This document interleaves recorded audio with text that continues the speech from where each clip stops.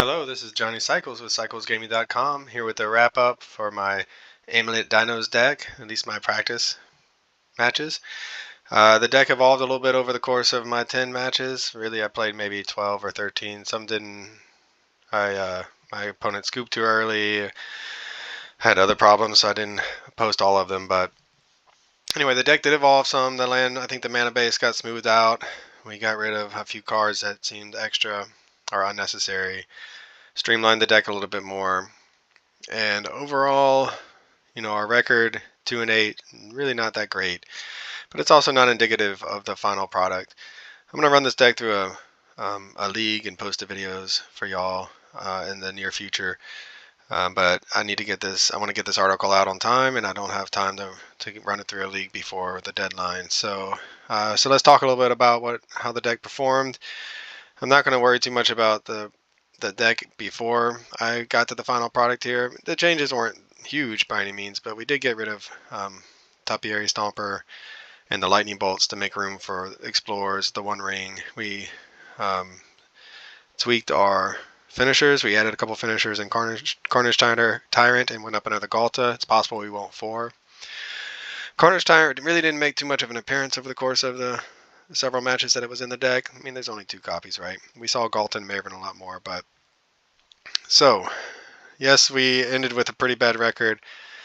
Even after we made the changes, I think we still only went 1-4, which, for a janky deck, it's going to happen. The janky deck with a pilot who's still learning it is making plenty of mistakes. 1-4 is probably pretty good, to be honest. I feel like I did get better with the deck, and that I understand it better. First of all, I understand the synergies, I understand the power, I understand when to play certain cards and when to hold on to them. It definitely is a different, almost totally different style of deck that I'm used to playing with my dragons and sort of ramping into a turn 3 dragon. In a lot of ways, you want to take a slower approach depending on what your draw is. Super fun to play though, especially after I started to kind of grasp some of the ins and outs of it, and I'm sure there's still a lot to learn, and I'm looking forward to playing it and getting better at it. So, 2 things that went really well. Turn 2 Pugnacious Hammerskull into a turn 3 Galta. Beautiful. Our Pugnacious Hammerskull plus Wayward Sawtooth plus Galta all in one turn. Beautiful. We got to play the One Ring and had a lot of fun with that, even though we died to it in one game. Galta and Maven really came through in certain spots. Just a 12-12 for 7 that, is just so powerful by itself, plus the creature it brings into play when you attack. There were times, especially in the early matches, where couldn't cast it. In the later matches, though, we were able to cast it, and it helped win us games. Belligerent Yearling made a big appearance in the early matches, didn't show up too much in the late matches, so we didn't get to live the dream. But I'm going to keep it in the deck. I do think it gives us some early pressure. It gives us some wins out of nowhere. If we have a belligerent Yearling out, and it's a close game, our opponent we're on a race, they tap out, whatever. You can picture the scenario. All we need is to swing in. They think we only have a 3-2. We cast the Galta and Maven. It becomes a 12-2. It goes to attack. It creates a 12-12 that hits for 24 damage with trample out of nowhere. I really just want to see that happen. I think it can happen, and I think it can win us some games. Is it as streamlined or as powerful as some other cards we might put in this place? I don't know. Maybe 2 more Explorers and a couple more 3-drops could help. Different Dinosaurs, but I really like the combination there. I like the potential of winning out of nowhere that brings it to the deck. Galta Primal Hunger, being able to cheat it down for just 2 green is a real possibility with this deck, and is as fun as it sounds. So Wayward Sawtooth, certainly that and Amulet of Vigor are 2 most powerful cards, powerful engines for this deck. So many turns I kept thinking in my head, oh, we have this much mana, then I realized I need to make a second land drop for that to happen, and that's, without a second land drop and without an Amulet of Vigor, we're playing a very slow mid-range, albeit with a really high-end power, but very slow mid-range strategy. Urza Saga really came through, as you've seen with Amulet Titan, for finding this Amulet of Vigors. It essentially functions as copies 5, 6, 7, and 8 of Amulet of Vigor.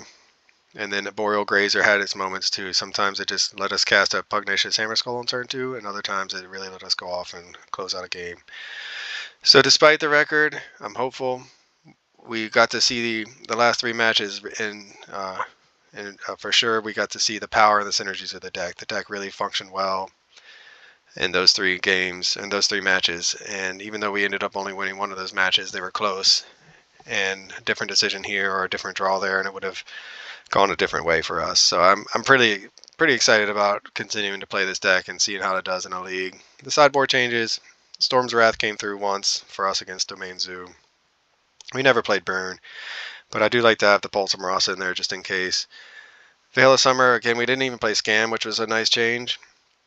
I imagine in a league we'll run into a lot of Scam. Force of Vigor was really important in our deck because people would bring in Ensnaring Bridge to slow us down, and that, not even to slow us down, just to stop us. So we need an answer for Ensnaring Bridge.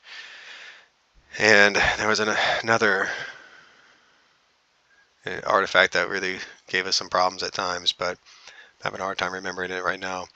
Either way, Force of Vigor, it's good against a lot of decks, so we may want to go back up to the 4th copy. Okay, so I'm going to post an article with the practice matches. If you're listening to this first, I would recommend, if you don't have time to watch them all, and who really does, check out the match against Merfolk, which was really close. It was the very first one. The match against Souls of the Lost, that was another good one. And then the last 3 matches were all really good. If you want to see the deck really hum and really perform well, check those out. All right, so for now, I'll stop and post this article pretty soon. Please check me out on YouTube. Hit that subscribe button, and I'll catch you on the next one. This is Johnny Cycles. This has been another edition of Keeping Modern Janky with Johnny Cycles. Thanks for watching.